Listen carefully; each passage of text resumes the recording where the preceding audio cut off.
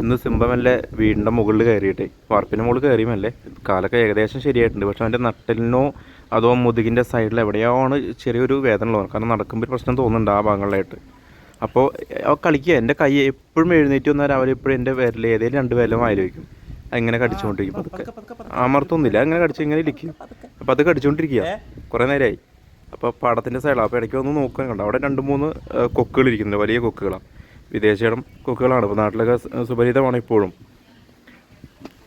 Spoon build, എന്താ പറയുക, egret, കുറേ സാധനങ്ങൾ, കുറേ പക്ഷികളുണ്ട്. അപ്പോൾ അതിന് ഇടയ്ക്ക് വന്ന് നോക്കും. ഇവിടെയൊക്കെ അവിടെ നിന്നാണ് വീണത്. എത്തിച്ച് നോക്കിയിട്ടാണ് ദേ ഒരാൾ പറന്ന് പോകണം ഇവിടുന്ന്.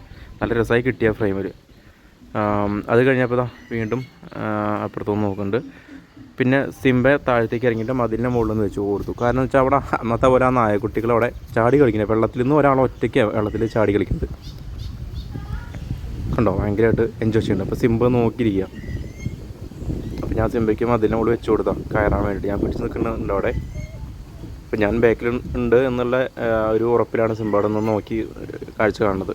അപ്പോൾ അവൻ അവിടെ ഒന്ന് ഒറ്റയ്ക്ക് നിന്ന് എൻജോയ് ചെയ്യും. അവൻ 2 പേരുണ്ട്. ഈ ഒരു കറുപ്പ് എന്ന് പറയാൻ പറ്റില്ല, അതിൻ്റെ ഇടയിൽ ഒരു കളറായിട്ടുള്ള 2 ഉണ്ടാവും. ഇന്ന് ഒരാളെ കാണുന്നുള്ളൂ. കണ്ടോ, അവൻ അങ്ങനെ അത് അങ്ങോട്ടും ഇങ്ങോട്ടും നടന്നു പോകുന്നുണ്ട്. അങ്ങനെ ഒരു കാഴ്ച നടന്നുള്ളത്.